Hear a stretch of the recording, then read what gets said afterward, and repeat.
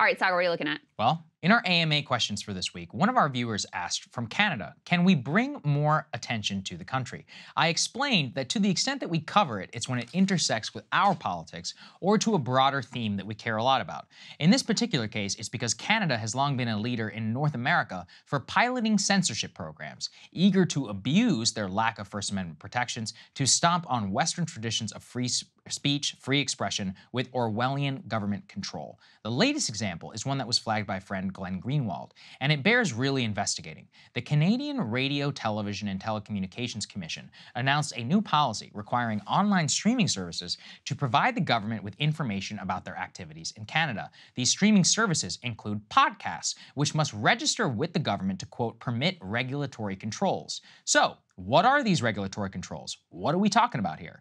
The current registration requirement is driven by the so-called Online Streaming Act, which passed last year. It will require these newly registered platforms to, quote, need to make support Canadian and Indigenous content. Will include provisions that will require these platforms to, quote, create a broadcasting system that is reflective of Canadian society and, quote, strengthens Indigenous broadcasts and supports the vitality of Indigenous languages. So basically, legislation and compliance is required under the law that will then direct racial and cultural quotas to those who wish to broadcast in Canada, giving the government broad authority over who you can hire, what you can broadcast, and even including languages. Now listen, I understand Canada is a completely different country than ours. It has a very different legal framework that doesn't actually make this all that unusual. And the perusal of the law itself is still a dedication to, quote though, equity in broadcast, racial quota demands, and it all just looks very familiar to anyone in the United States. Maybe it is a preview of what they would wish they could do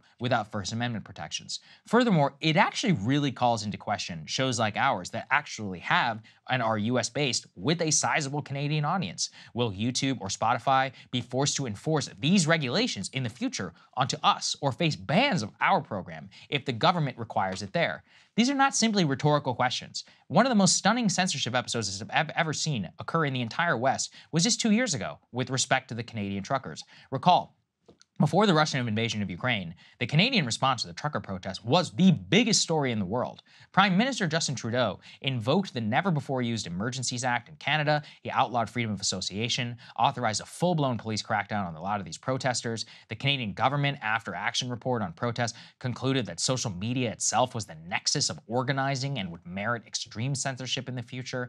Updated recommendations to the Canadian government were the institute disinformation guidelines that would allow authorities in the future to even thwart organization efforts at the most basic level for any movement that they deem threatening. Of course, this followed even other unprecedented actions. The Emergency Act allowed the government to even freeze the bank accounts of anyone involved in the protests, including seizing incoming donations from organizations like GoFundMe, extended to cryptocurrency exchanges for anonymous donations sent in via Bitcoin and other currencies. It remains, to this day, probably one of the most Orwellian actions, as I said, by a Western government in modern memory. It's right up there with Australia's government's response to COVID. And of course, to head off the criticism, I know it's not happening here. I hope it never does. But it is a preview of how Orwellian censorship can come to be justified explicitly under the guise of anti-disinformation regimes in the West. Remember that here in the US, there have already been similar demands on podcasting for decades. I mean, largely as a result of the COVID pandemic, especially recently. Quote-unquote misinformation is apparently rife on podcasting. That was according to anti-disinformation researchers. They faced a real conundrum. Because podcast is one of those last open protocols that exist in wide consumption. We simply just publish to an RSS feed, and it is picked up by whichever podcast player you choose. But as we all know, the vast majority of people are on Apple Podcasts and on Spotify. So what do these people do?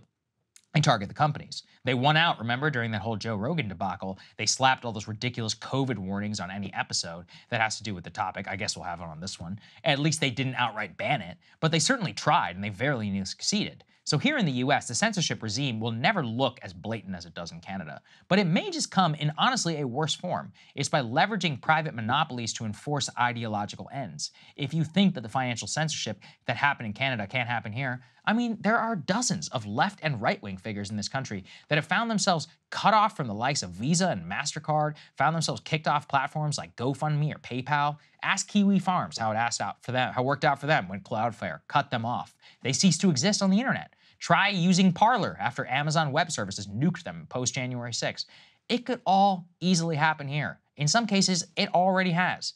We have to pay attention because the moment of action actually may come much sooner than you think. It was interesting to go down this rabbit hole. Hey guys, obviously I had a lot of thoughts on what Saagar had to say there. So if you want to see my thoughts on this monologue and every other Saagar monologue, make sure you subscribe at breakingpoints.com.